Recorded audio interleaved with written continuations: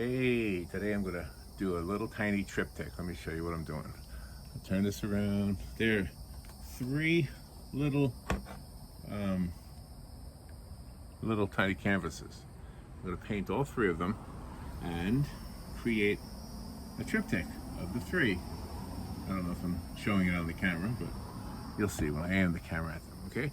So I'm gonna turn the camera away from myself and aim it at the canvases and show you how to make a tiny little triptych.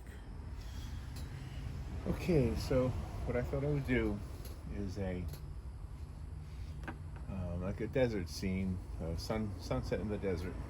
And I'm just gonna kind of make this up as I go along. So I'm gonna use a pencil here, and I'm taking the three canvases and I'm putting them together as if they're one, so that way they're all lined up. So later on, when they're on your wall in your cubicle, you can line them up or place them up there and have a little thing, a little triptych. So I'm going to make like a mountain range in the background. Just going to make it up. Now, I wouldn't use a pencil necessarily all the time, but I think in this case I'm going to, because these have to be lined up. It ruins it if it's not lined up. I'm going to make this mountain over here a little bit taller. So the line is simply separating the sky from the desert. You know what I'm thinking? I think I want it to be more sky than desert. So let me just do that again. It doesn't have to be exactly the same. And there, I'll make this go like that. I'll keep that mounted over there a little bit higher. Okay, there. Now we have this much sky and this much land. All right, so now I'm gonna just kind of brush it on. If you think about the color wheel, you have red. I'll do a little quick thing. You have yellow, and you have blue, right? So between red and blue is purple or violet. Between yellow, so the opposite of purple is yellow. So the opposite of red and yellow, I mean, the between the red and yellow is orange. So opposite of orange would be blue. Does that make sense to you? Red and blue, yellow and blue together make green. So the opposite of red is green. The opposite of purple is yellow. The opposite of orange is blue. So now the sky is going to be orange. So that's why this is a bluish purple. That's why I'm putting it in this kind of category between blue and purple. Just to explain to myself a little bit, Lucy. Okay? Alright, so now this is not the painting, this is the underpainting. That's why I didn't have a problem doing that. And I don't have a reference photo, I have one in my mind, because I was watching a video on YouTube of the desert in Arizona, where the saguaro cactus are, and it's a real pretty scene. So I wanted to recreate that scene. If I were to sit at my cubicle, which I don't work at a cubicle anymore, but if I did, I would like to have something that I could look at to help me daydream, because I'm a daydream believer, and I believe in daydreams. So that's what I like. So I'm just kind of brushing it on. There is no real rhyme or reason right now for this. You'll see in a second what I want to do. And it's rather dark. This is a rather dark purple or bluish purple. The reason for that is because I want the orange sky to be quite brilliant, quite noticeably orange. Because when the sun sets, sometimes, it doesn't have to be in the desert, but especially it seems like in the desert, the light reflects off of the sand, and you do get this purplish, this very orange, reddish orange sky. I'm going to paint the edges, even though these are boards, these aren't stretched canvases. They're not stretched on a frame, they're stretched on a board. And so these are 5x7. Did I tell you that already? They're very small. So this could be a very small triptych. 3 pictures, 3 panels. I'll just keep painting the sides. And then the next step is simply to let it dry, so I won't keep the camera running while it's drying. I will just, I don't know if you can see what I'm doing here. I'm just painting the sides. Okay, there's two. And right now that almost looks like a blue sky, right? Because normally it would be a blue sky. But then the underpainting wouldn't be blue. It's kind of weird. The underpainting is the opposite. You don't have to do an underpainting, by the way. It's my choice to do that. Okay, here we go. So now we have the top part of the three. I'll add a little bit of blue just to give it some variation and some lift of the paint, so you can see actually the stroke marks of the paint. If it was a photograph, you wouldn't want that. So this is not a photograph. You don't want, in today's world, because we have such beautiful photographs, so we have to make sure that our paintings look like paintings, or painterly, as they say. Okay. I'm mixing the burnt umber with the blue mixture. I had the purple kind of a mixture. I'm not worried about the brush. I'm using the same brush and a fresh sheet on here, and I will change my mind about a lot of stuff as we go through here. Now you can see the contrast is very, very similar. They're both like the same depth and color. And you don't normally want to do that, but in this particular picture I do, because I want the foreground and the sky to be what jumps out at you, what is bright. Okay? So, and then of course we have to put the saguaro cactus in here, otherwise there's no reason to do this. I want the saguaro cactus. I went out to the desert with my son when he was a young teenager, and we went there just to look for those cactus because we had never seen them in person. And the first time we went out west, I didn't know where to go to find them, and I didn't find them. We ended up coming home without seeing them.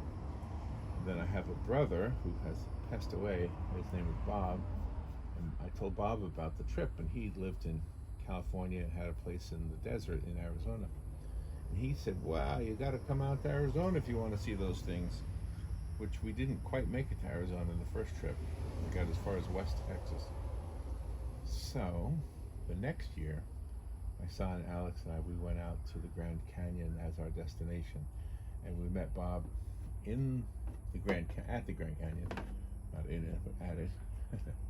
And then he took us down to where he had property, and he showed us, he had property in Yucca, Arizona, and so he drove us to a place not too far from, well, I don't know if it was Yucca or not too far, but it was in the Mojave Desert, and he showed us the saguaro cactus, so we got to pose near them and see how amazingly tall they are. And I understand, I don't know where I learned this from, probably from him, but I understand that they are hundreds of years old. If they're that tall, they are immense in size and in age. They've been around a long time.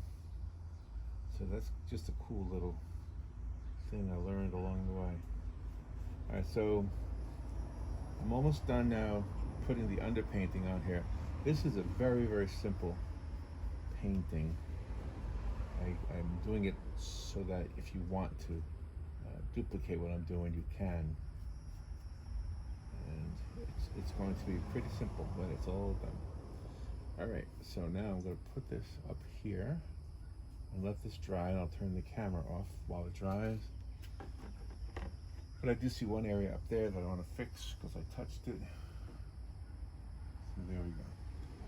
And because it's a triptych, I want to make sure that anything I do toward the edge of any of them is continued onto the other side. Oh, so it's a little bit of light.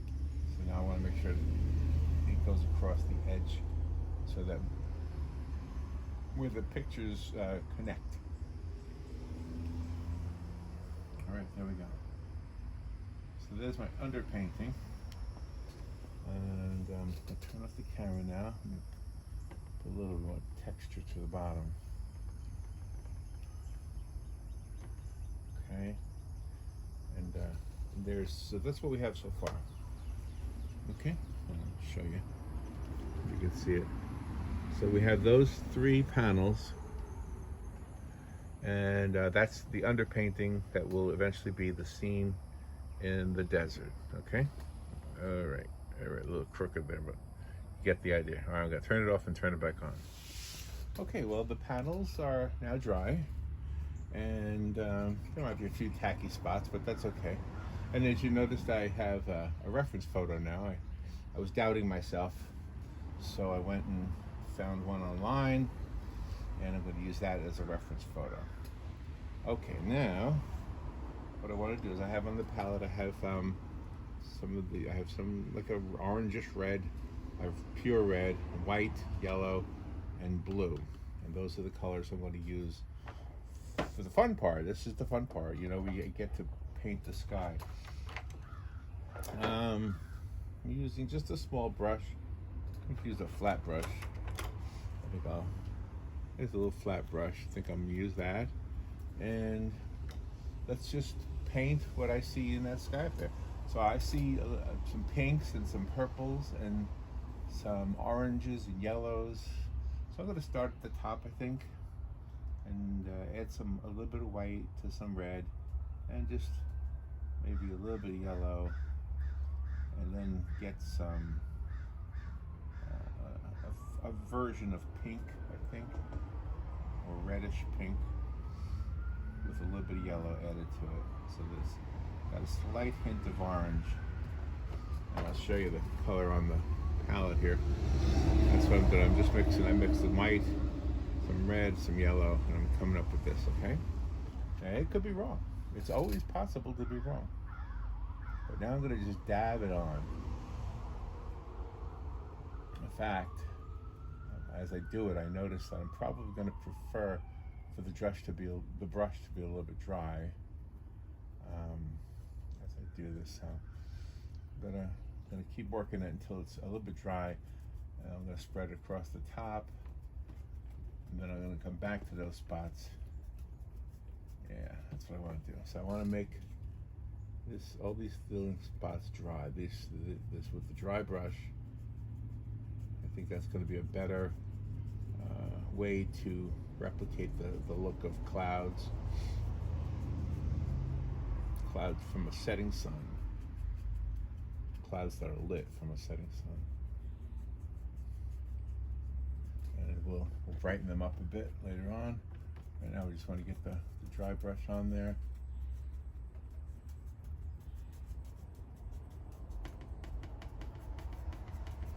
As much as I can, try to duplicate that look of that setting sun reflecting off of those clouds.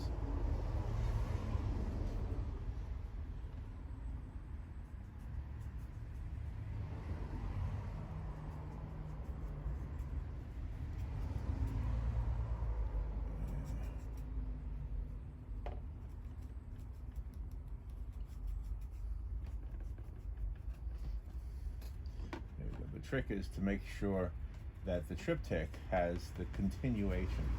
There shouldn't be any weird transitions. Or at least I try not to.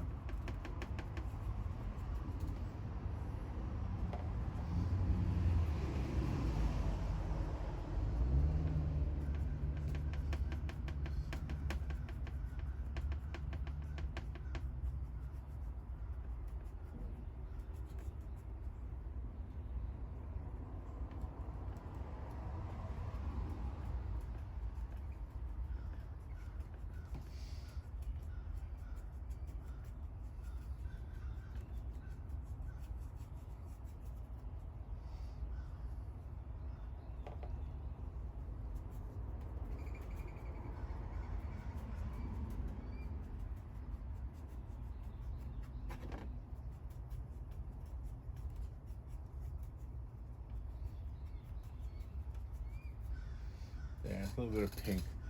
Now, if you notice, there's a little bit of purple right underneath that. So I want to recreate that a little bit. And again, I'm going to dapple it in there. And I have no problem mixing in with the colors above it.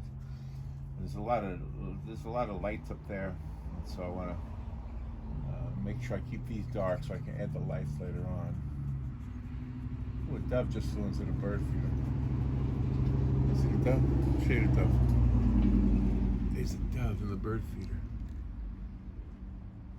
See him? Whoa, he didn't stay long. All right, back to the painting. He was watching me paint. All right, let me put this back where it needs to be. All right, Mr. Dove, I see you. Can you see the painting? All right. All right, so here we go. Continuing what we're doing.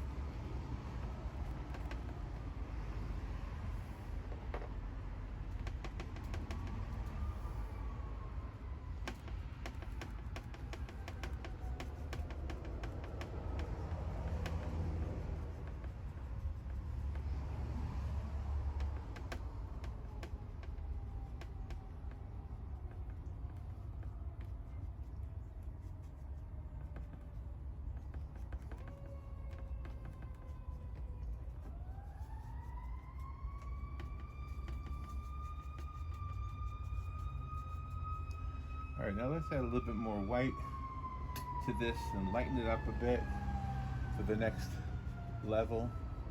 We got some clouds that are still looking a little bit white up in that sky, in that desert sky. So we want to make sure we have them out there. It doesn't go across the whole painting. Now my reference photo is not as long, it doesn't fit exactly. But that's okay. It's just what it says it is. It's a reference photo. All right, now what I want to do, because I have this large area of orange, so I want to just create a bunch of orange in the painting. So let me just grab a bunch of bright orange.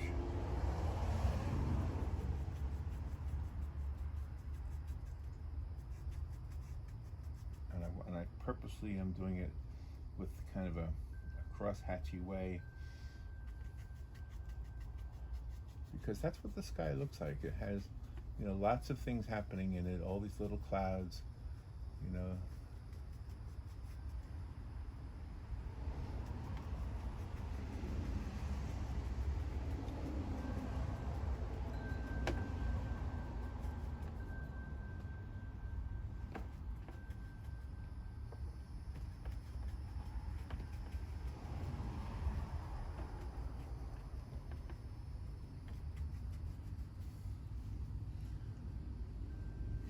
Just keep doing it.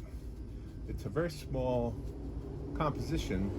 You know, it's 3 5x7 panels, but it's still very small. And so, you know, you want to still take care to make sure that everything is the illusion of the picture. It is all very impressionistic, in case you were wondering about that.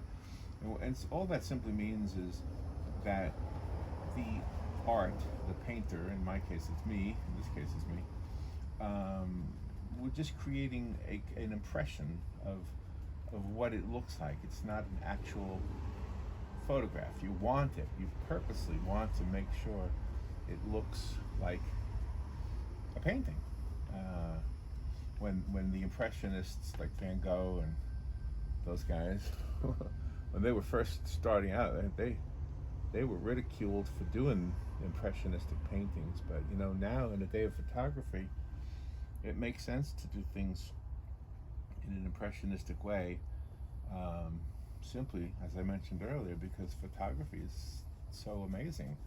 You can do so many great things with photography. So, okay, so I'm just going to bring this orange, these different variations of orange, yellows and oranges and reds. I'm going to bring them down to the horizon, the back of the mountains, which I'm going to repaint them, by the way. They are there right now just as a guide for myself. then I can add the yellow, the bright, bright yellow that is the sun itself, or the illusion of the sun itself. I can bring that up there.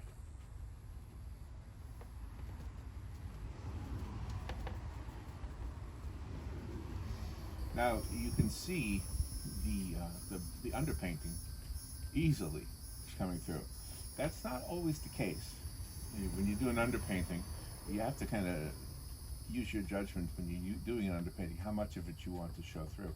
In this case, I thought it would be fun to show a lot of it because we're making a very impressionistic painting, and the blue actually works because, well, the sky is normally blue. It's this scene right here is out of the ordinary because it's a brilliant reflection of the desert sand off of the sky into the sky.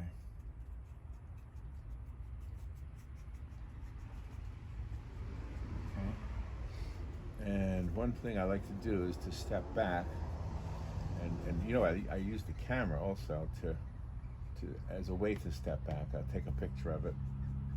So I'll probably turn off this camera and stop recording just so that I can do that.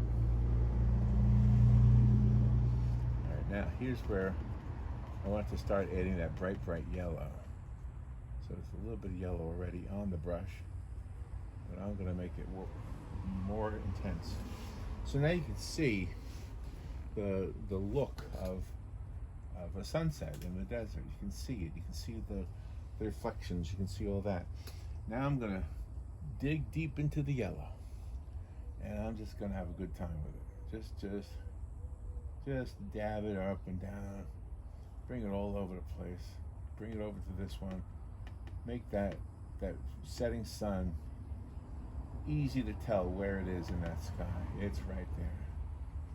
You know, it might be a little hidden because it's already behind the mountains, but it is right there.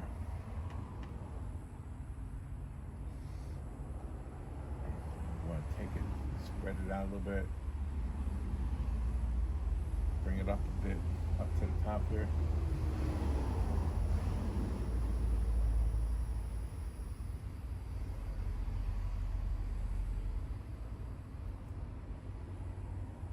Okay. Forgive me if I'm not explaining everything. A lot of it has to do with just, I don't know if you want to call it instinct or just, you know, just not artistic decisions. You know, it's not science, it's art, and a lot of the decisions are made based on, I don't know, taste or just a feeling. It's kind of like music, you know. It's very much like music, actually.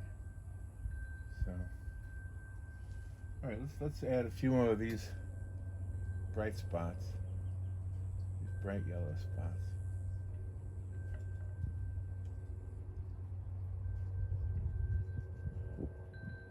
Take them up into the sky.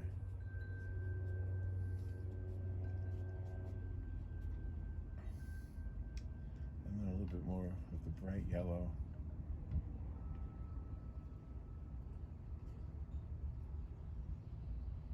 Now that's going to take a while to dry. This is acrylic paint, by the way, in case you wondered. I don't think I ever defined it. You might have seen the tubes.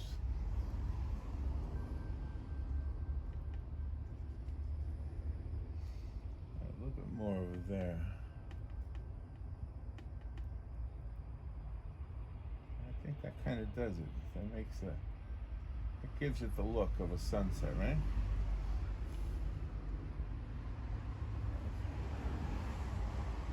Some reflections up here. Some of these distant clouds are catching some of that bright yellow.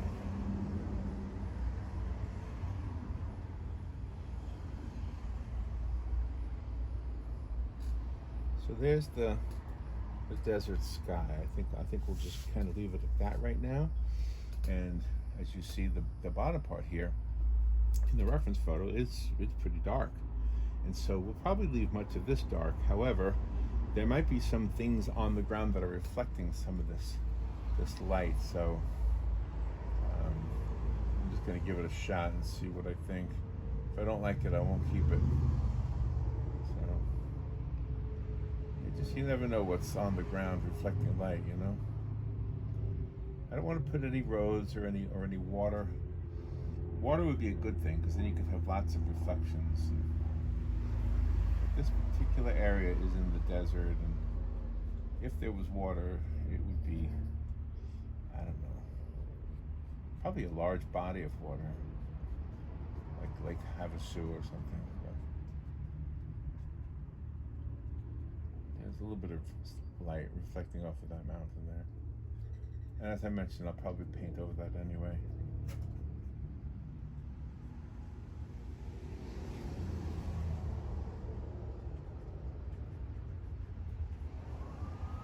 Okay, so there we go. There we have some little bit of light reflecting off of some of those mountains.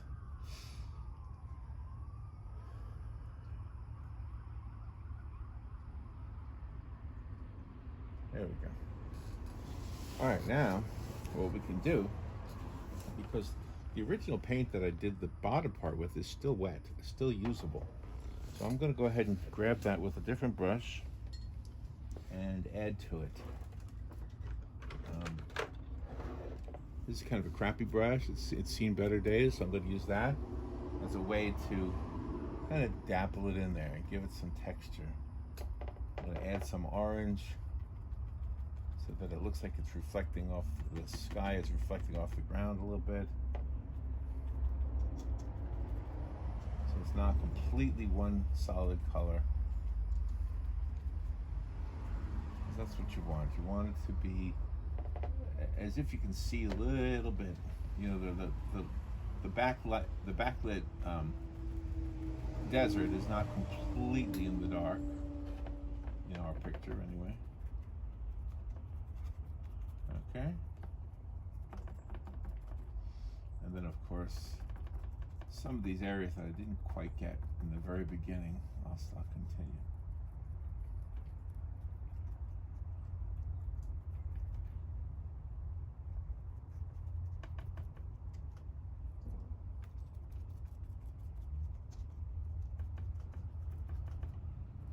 You can start to see what I'm talking about. It's very subtle, but you can see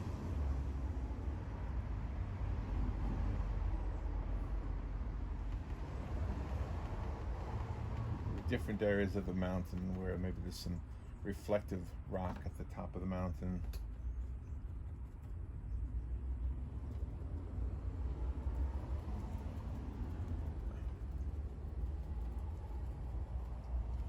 Okay, so there's our ground.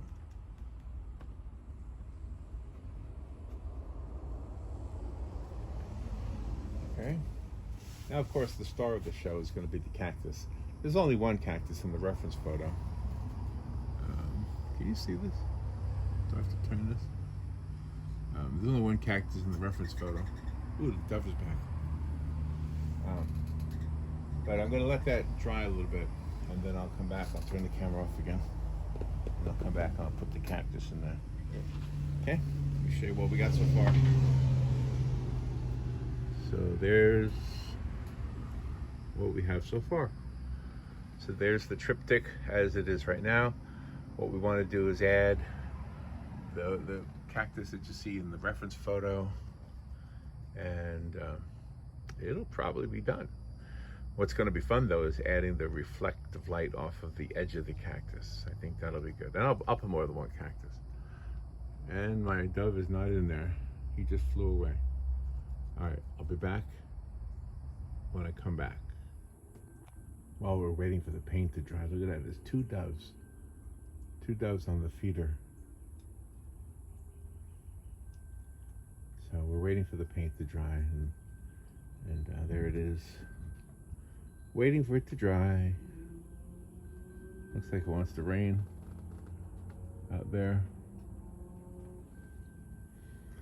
All right. Watch the doves.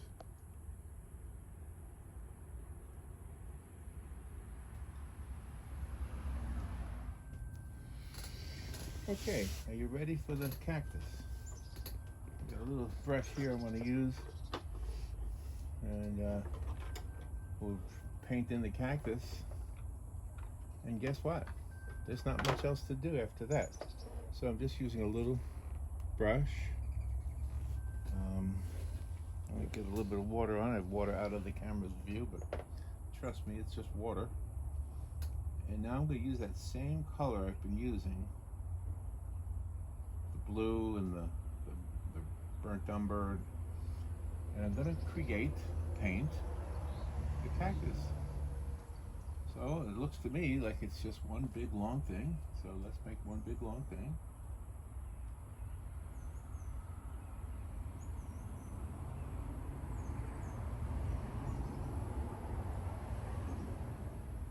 It doesn't really taper like a tree does, you know. It doesn't really have that same thicker at the bottom look.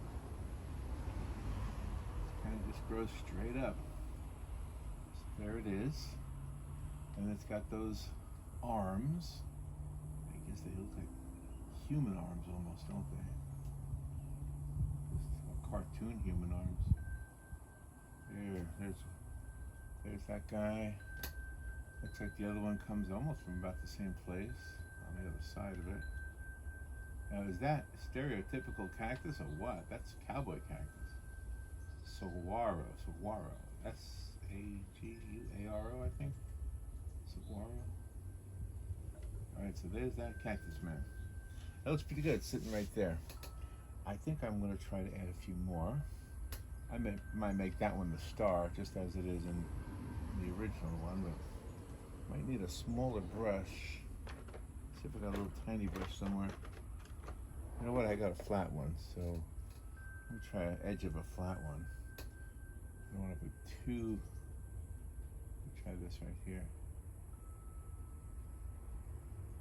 Okay, yeah, that looks pretty good. So just put him up there. Use this for the little arms.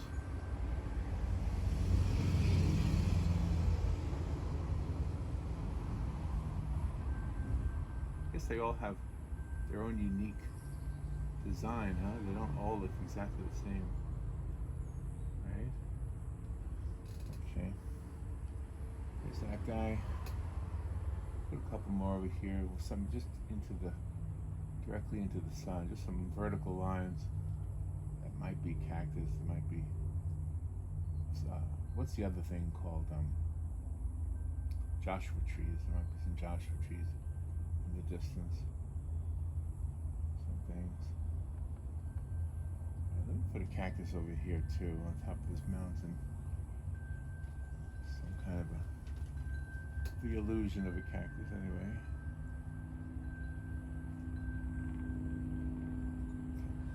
Now, this is the part that I'm not sure about. I want to take a little flat brush. Let me find one. There's a good one. I'm going to take that flat edge. And I'm going to put a little bit of reflective light onto that cactus right there. Now this might be a mistake, in which case I'll have to fix it, but let me try it. You know what I have? I should use this. This is something you might have seen artists use, a doweling rod. So just to hold my hand steady. I'll do that. You know what? The orange is not bright enough. I need the yellow.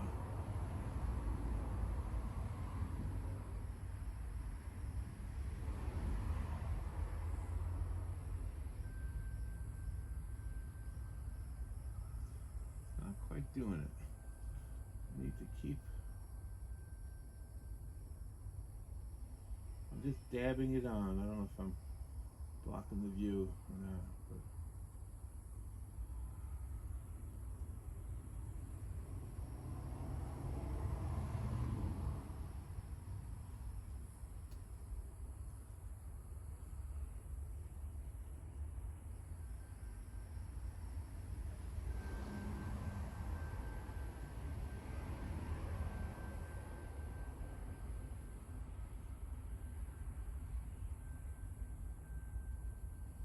a little bit of that. There. So you see the light looks like it's reflecting off of that cactus right there. The same thing probably would happen over here a little bit.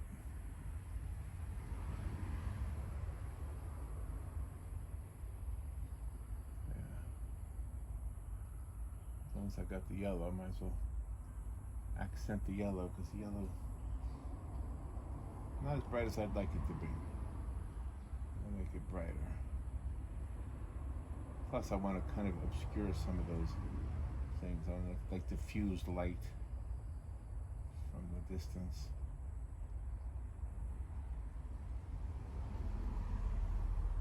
And then a little bit of, maybe a little bit of reflective light on the sides of the mountains over there.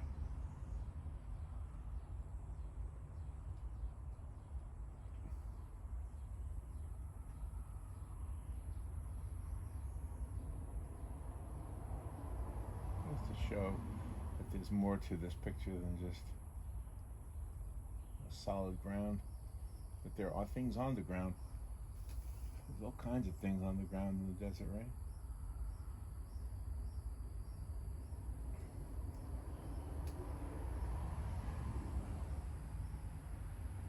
All right, well, I hope I gave you some idea of how to do a painting like this.